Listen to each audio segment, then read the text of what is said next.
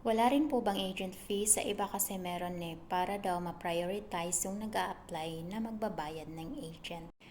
Under agency ko po, which is ang Vega na andito sa Turkey, is wala po silang agent fee.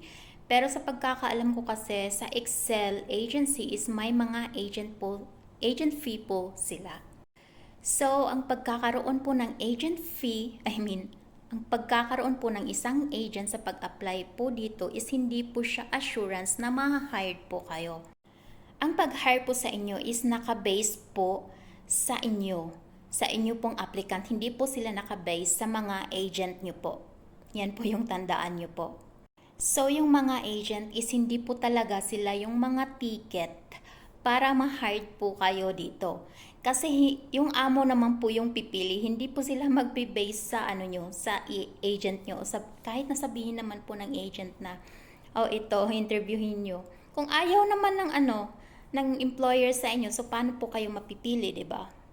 So, ang pag-apply mo po dito or ang pag-hire mo po dito is hindi po nakadepende sa mga agent, kundi nakadepende sa iyo bilang applicant kung paano mo i-present yung sarili mo sa mga employer.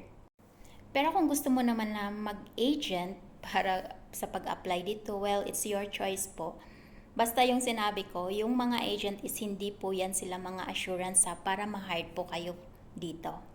Okay po, sana po malinaw.